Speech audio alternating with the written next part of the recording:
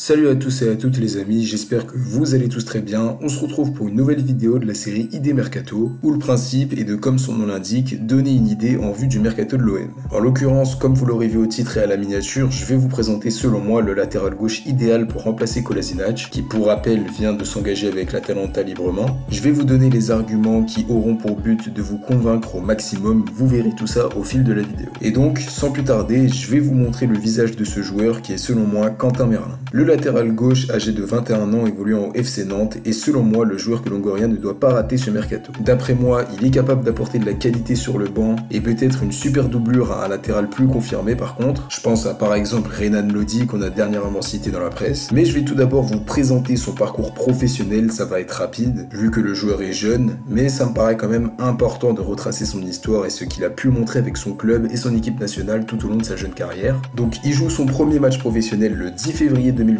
contre le RC Lens en Coupe de France, défaite 4-2 pour son équipe et pour rappel lors de cette saison-là, Nantes se bat pour son maintien qu'il finira par décrocher, de justesse puisque c'était en barrage contre Toulouse. C'est dû au très bon travail de Cambouaré qui a réussi à redresser la barre en fin de saison, mais collectivement parlant, ça reste une saison plutôt difficile. Individuellement, Merlin en tout cas a pu passer un cap, grâce aussi au coach qui lui a fait confiance et qui lui a donné pas mal de minutes de jeu. Cette fois-ci, un nouveau poste pour lui puisque de base, il faut le savoir, le joueur a été formé en tant qu'ailier gauche, sauf que Cambouaré a décidé de le titulariser au poste de latéral gauche, ce qui lui a plutôt bien réussi. La saison 2021-2022, donc la suivante, est pour lui la saison de la confirmation. Le joueur dispute 33 matchs pour 3 buts et 2 passes décisives, dont notamment un qui est mémorable face au PSG en février 2022. Il montre toute l'étendue de son talent en s'imposant dès sa deuxième saison professionnelle comme un titulaire indiscutable aux yeux du coach, qui lui aura permis en si peu de temps d'énormément progresser à un poste de base qui n'est pas le sien. Et cette fois-ci, collectivement parlant, cette saison est bien meilleure pour le FC Nantes, qui va tranquillement terminer 9ème de Ligue 1, mais qui va surtout remporter cette Coupe de France contre Nice, premier titre majeur dans la jeune carrière de Quentin Merlin. Ce n'est pas tout, puisque après cette belle saison, qui aura été globalement une vraie réussite pour le joueur, une vraie montée en puissance, cerise sur le gâteau, le Canari va faire ses débuts avec l'équipe de France Espoir le 2 juin 2022 contre la Serbie, où il rentrera en jeu pour une victoire 2-0. Au niveau des distinctions individuelles, il reçoit le titre de meilleur joueur du FC Nantes pour le mois de février et mars 2022, tandis qu'il va aussi recevoir le titre de pépite du mois en février 2022 en Ligue 1. Maintenant, en ce qui concerne cette saison 2023-2024, le joueur va connaître ses premiers moments difficiles dans sa carrière. Le club nantais, qui va devoir se séparer de plusieurs bons éléments, dont notamment Randal Kolo Muani, ne va pas continuer sur la même lancée en finissant cette fois-ci 16ème au classement, à seulement 1 point de la relégation. Cette saison compliquée sur le plan national est due à une très grosse irrégularité au niveau des performances. L'effectif n'était pas super bien géré par Cambouaré, qui avait du mal avec les choix faits par les dirigeants lors de l'été dernier, des problèmes en interne qui auront donc fortement affecté les performances du club et donc avec les performances du joueur. Le coach avait du mal à situer Merlin, une fois c'était au poste de milieu gauche, une autre fois c'était plus latéral gauche, bref, tactiquement c'était compliqué, tactiquement c'était un petit peu flou et c'est pour ça que ça explique une saison où on l'a un peu moins vu. D'un point de vue individuel, c'était un peu plus compliqué aussi parce qu'il s'est blessé début janvier pour retrouver finalement les terrains seulement en mi-avril, une élongation des mollets qui aura vraiment gâché sa deuxième partie de saison, mais n'empêche, même si collectivement et individuellement ça aurait été plutôt difficile pour lui, cette saison lui aura permis de prendre de l'expérience en découvrant l'Europe, puisqu'il aura eu quand même la chance de jouer 5 matchs de Ligue Europa. Bon, maintenant qu'on a retracé son parcours professionnel, qui comme vous l'aurez vu n'est pas énorme mais plutôt dense, faut dire qu'il aura connu beaucoup de choses en très peu de temps, ce qui explique pourquoi tout est allé très vite. Après maintenant, au niveau de son style de jeu, on a affaire de base à un joueur qui était formé en tant qu'ailier gauche, il a donc logiquement des qualités offensives non négligeables et le montre par ses statistiques, il sait marquer, faire des passes décisives, c'est pas non plus un monstre techniquement, mais il sait jouer simple et se montrer dangereux. Il a aussi une très bonne qualité de centre qui peut se montrer vachement utile. Aujourd'hui, c'est un latéral gauche moderne, il a du coffre, il peut jouer au poste de piston gauche, comme on l'a vu cette saison, athlétiquement il a un bon niveau, il occupe bien son couloir gauche en alternant défense et attaque. D'un point de vue défensif, il est aussi bon, voire très bon, de par sa hargne et son agressivité, c'est pas forcément son point fort, mais il arrive quand même à très bien se débrouiller, en tout cas au niveau de la débauche d'énergie, il est présent et se montre très volontaire. Je pense donc que ça peut être un vrai remplaçant de qualité pour l'OM, je le vois pas comme un titulaire indiscutable dans ma tête, ça me paraît un peu limite, il y a certaines lacunes qu'il doit corriger, surtout qu'il a pas forcément le niveau pour évoluer en Ligue des Champions direct, mais ça peut être un pari en tout cas pour l'avenir, et en l'occurrence à l'instant T, comme je viens de vous le dire, une doublure de qualité.